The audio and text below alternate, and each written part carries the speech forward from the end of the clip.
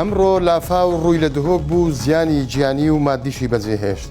دووەم بڕەپارە بەغدا دووەم بڕەپارە لە بەغدا گەیشتە هەرێم، بەڵام تا ئێستا دیار نییە کەی موچەدا بەشەکرێت. پەتایەک ڕووی لە منداڵانی کەلار کردووە. ئەم کاتتان باش و چەند هەواڵێکتان پێشکەشەکەم. لە دهۆک بەهۆی بارانێکی زۆرەوە لافاو لە چەند شوێنێکی ئەو پارێزگایە دروست بوو. لە گەڕەشی نزارچێ 2 کەس ئاو بردوونی بەرگری شارستانیش لە دهۆک بە 964 وێت. ئەو 2 کەسە بەڕەگەس عارەبن. لا چەند گەڕک و کۆڵانێکی ئەم شارەش ئاو چۆتە ناو چەندین ماڵ و زیانی مادی پێگەیاندون. چقامە سەرچەکانی ئەو شارە پڕ بوون لە ئەو ئاستەنکی هاتوچۆش لە شارەکە دروست بووە. لە هەولێری شارەوانی پردی سەیداوی داخستووە لە ترسی ئەوەی ڕووداوی بارانبارینەکەی ناوەڕاستی مانجی ڕابردوو دووبارە نەبێتەوە کە بوو بەهۆی زیان گەیاندن بە 10 ئۆتۆمبیلی هاوڵاتیان. بەپێی کەشناسی و شارەزایانی کەشناسی پاش نیوەڕۆی ئەمڕۆ سێشەممە لە کاتژمێری 1 دوای نیوەڕۆ تاکو و کاتژمێر 6 ئێوارە بارانێکی بەخڕ و تەزرەی زۆر لە ماوەیەکی کەمتە ڕوو لە سەنتەری شاری هەولێر و دەوروبەری ئەکات. پارێزگای هەولێریش بە خەڵکی سنوورەکەی وتووە ئەگەر بۆ حاڵەتی زۆر پێویست نەبێت لە ماڵەکانتان نێنە دەرەوە و نزیکی ڕووبار و ئەو شوێنانەش نەبنەوە کە ئاستی ئاوتیاندا بەرزە بێتەوە. دووەم بڕەپارە لە بەغداوە گەیشتە هەرێمی کوردستان بۆ موچەخۆرانی هەرێم.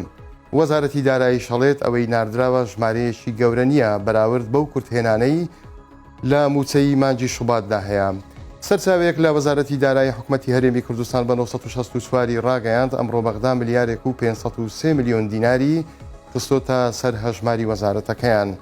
هەفتەیەک لەمەوبەریش بڕی 566 میلیارد دینار بۆ موچەی مانجی شوباتی موچەخۆرانی هەرێم لەلایەن وەزارەتی دارایی عێراقەوە نێردرا، بەڵام تا ئێستا دیار نییە کەی دەست بە دابەشکردنی موچەی فەرمانبەرانی هەرێمی کوردستان ئەکرێت. لە کاتێکدا 50 ڕۆژ نزیک ئەبینەوە کە فەرمانبەران لە هەرێم موچەیان وەرگرتووە.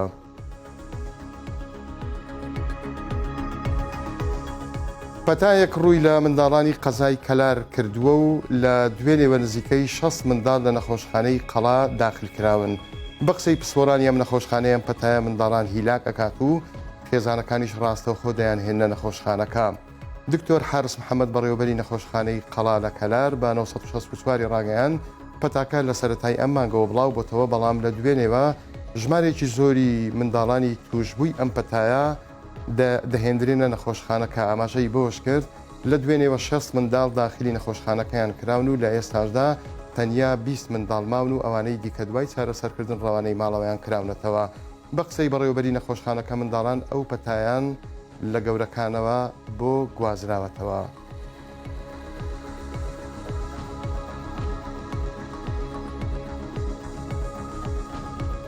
بەڕێزان سەرنجتان بۆ هەواڵێک ڕائچێشم کە لە دوێنێوە ئامارێک بڵاو کراوەتەوە تایبەت بە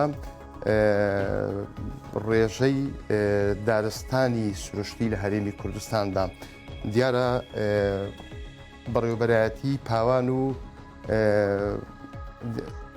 بەڕێوەبەرایەتی پاوان و دارستانی سلێمانی ئەو ئامارەی بڵاو کردوتەوە کە ئەڵێ لە هەرێمی کوردستان زیاتر لە 6 میلیۆن دۆنم زەوی بە داری سروشتی لە هەرێمی کوردستان هەیە. پۆلێنێکی بۆ ئەو دارە سروشتیانە کردووە بە 3 زۆرە. یەکەمیان دارستانی چڕ، دووەمیشیان دارستانی نیم چەچڕ و ئەوەی تریشان بەربڵاو.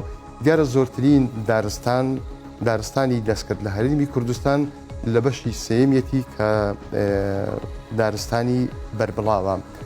لە 964 تەواوی ژمارەی ئەو ئامارە لە هەواڵێکدا بڵاو کراوەتەوە. حەزەکەین ئێوەش بە وردی سەردانی بکەن و بیخوێننەوە. بەڕێزان کۆتاییم بە هەواڵەکانی ئەمڕۆ هێنا تا کاتێکی تر هەر شاد و سەرکەوتوو من خواتان لەگەڵ.